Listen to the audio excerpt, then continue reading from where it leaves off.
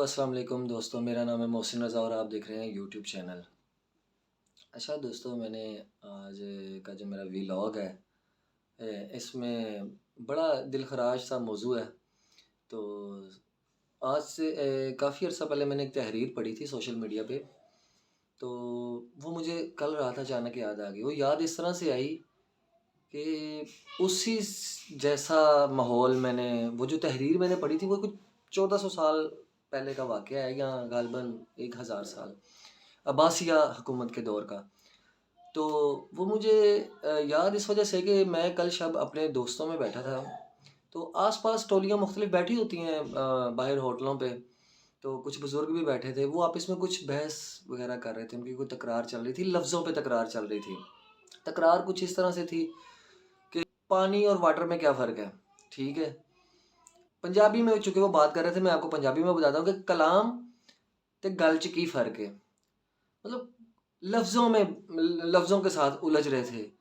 ایک کہہ رہا تھا کلام وہ ہے جو سچی ہوتی ہے، تے جو مالک کرتا ہے وہ کلام ہے، جو انسان کرتے ہیں وہ گل کر دینے۔ اگر انسان مالک کی کلام پڑھے تو وہ بھی تو کلام ہی کر رہا ہے نا۔ تو مطلب لفظوں زبان کے فرق سے نا، جیسے میں نے آپ کو مثال دی کہ پانی اور واٹر، ٹھیک ہے، تو وہ اس کو ذرا اپنے حساب سے وہ لے رہے تھے۔ تو مجھے بڑا میرا دل دکھا، اور مجھے کچھ وہ ایک چیز یاد آ گئی کہ آج تک ہم نے سبق نہیں لیا۔ وہ بات میں آپ سے شیئر کرتا ہوں کہ عباسیہ حکومت کے آخری دور میں ایک وقت وہ آیا کہ جب مسلمانوں کے دارالخلافہ بغداد میں ہر دوسرے دن کسی نہ کسی موضوع پر مناظرے ہونے لگے، اور جلدی وہ وقت بھی آ گیا کہ جب ایک ہی ساتھ ایک ہی دن بغداد کے الگ الگ چوراہوں پر الگ الگ مناظرے ہو رہے تھے۔ پہلا مناظرہ اس بات پر تھا کہ جی مثال کے طور پہ سوئی کی نوک پر کتنے فرشتے بیٹھ سکتے ہیں، اندازہ لگائیں آپ۔ دوسرا مناظرہ اس اہم موضوع پر تھا کہ جی مسواک کا سائز کتنا ہونا چاہیے، اور تیسرا جو ہے وہ موضوع یہ تھا جی کوا حلال ہے یا حرام ہے۔ تو ابھی مطلب ہے کہ الگ الگ اس طرح کے مناظرے چل رہے تھے، ان کی بحثیں چل رہی تھیں۔ تو پھر ایک گروہ نے کہا کہ جی مسواک کا سائز جو ہے وہ ایک بالشت سے کم نہیں ہونا چاہیے، تو دوسرا اس بات پر تکرار کر رہا تھا کہ جی ایک بالشت سے کم بھی ہو تو جائز ہے، ٹھیک ہے۔ تو اب یہ بحثیں ان کی چل رہی تھیں، تو ہلاکو خان، ٹھیک ہے، سب واقف ہیں ہلاکو خان کے ظلم و جبر سے، ٹھیک ہے۔ ہلاکو خان کی قیادت میں تتاری فوج آئی، اس نے بغداد کی گلیوں میں حملہ کر دیا، اور سب کچھ اس نے جو ہے نا مطلب ہے کہ تہس نہس کر گئی۔ تو پھر کیا ہونا تھا کہ مسواک کی حرمت بچانے والے لوگ خود ہی بوٹی بوٹی ہو گئے۔ سوئی کی نوک پر فرشتے گرنے والوں کی اپنی کھوپڑیوں کے مینار اس نے بن گئے، اس نے بنا دیے، اور کوے کے گوشت پر بحث کرنے والے جو تھے ان کے اپنے مردہ جسموں کو کوے نوچ نوچ کر کھا رہے تھے۔ تو آج دیکھیں کہ ہلاکو خان کو بغداد تباہ کیے ہوئے مطلب سینکڑوں برس بیت گئے ہیں، ٹھیک ہے، مگر قسم لے لیجئے کہ مسلمانوں نے کوئی رتی بھر بھی اس میں سے جو ہے نا سبق لیا ہو۔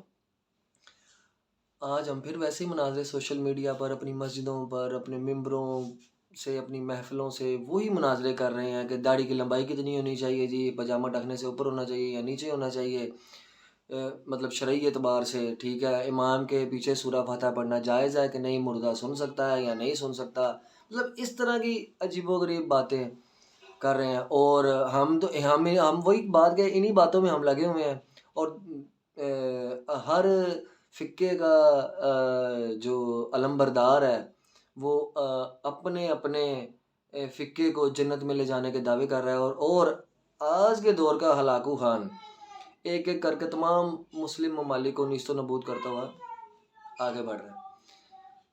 اب آپ دیکھ لیں کہ افغانستان، لیبیا، عراق کے بعد یہ شامی بچوں کی کٹی پھٹی لاشیں جن کی گنتی کرنے والا بھی کوئی نہیں ہے، بے گناہوں کی کھوپڑیوں کے مینار آج بھی بنائے جا رہے ہیں۔ فلسطین اور کشمیر کی حالت زار ایسی ہے کہ رو رو کے مطلب آنسو خشک ہو گئے ہیں۔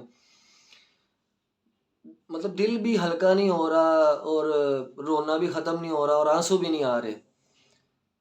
تو یہ حالات ہیں. اور ہمارے جناب آدم علیہ السلام کی نسل کے نوجوان بوڑھے جو ہیں اور بزرگ ان کی لاشوں کو کبے نوچ نوچ کر آج بھی کھا رہے ہیں. اور جو مائیں بہنیں بیٹیاں ہیں وہ اس امت کا کوئی کونا تلاش کر رہی ہیں کہ کہیں ہماری عزت محفوظ ہو. جی ہاں، یہ حالات ہیں اور ہم خاموشی سے اپنی باری کا انتظار کر رہے ہیں. بات یہ کہ اگر ہم انہی بے معنی باتوں میں الجھے رہے، جیسے ابھی میں نے کچھ مثالیں دی ہیں کہ جیسے مردہ سن سکتا ہے نہیں سن سکتا، گل چ کلام چ کی فرق ہے. ٹھیک ہے جی. میرا بات کرنے کا مقصد ہے کہ ہم زبان کے فرق سے کسی کو جھوٹا کرنے کی کوشش کر رہے ہیں. مثال کے طور پہ میں ایک جگہ پہ کھڑا تھا، ایک کسی شاپ پہ نا، تو صبح کا ٹائم تھا. تو مختلف شاپس پہ، دکانوں پہ، قوالیاں کہیں پہ نعتیں وغیرہ چل رہی ہوتی ہیں. تو ایک نعت لگی ہوئی تھی، وہ جس شاپ پہ وہ نعت لگی تھی میں وہاں کھڑا تھا، وہاں میرا دوست کام کرتا تھا. وہ نعت کے جو الفاظ تھے وہ یہ تھے کہ پیارے نبی جی آئی لو یو، سونے نبی جی آئی لو یو. کتنی اچھی بات ہے یہ. اچھا، اس شاپ کا جو مالک تھا اس نے کہا کہ اوئے بند کرو انہوں، بند کرو. مطلب صبح خواتین جا رہی ہیں، بچیاں سکول جا رہی ہیں، تسی کی ہے کہ لایا ہوا ہے آئی لو یو. مطلب انگلش کے ورڈ سن کے آئی لو یو، وہ پوری بات نہیں سن رہا. تو اس نے وہ اسپیکر بند کروا دیا. ٹھیک ہے. تو یہ دو حالات ہیں کہ زبان کے فرق سے جو انگریز ہیں انہیں تو یہی کہنا ہے نا پیارے نبی جی آئی لو یو. ٹھیک ہے، dear prophet we love you. اس نے تو اسی طرح سے بات کرنی ہے.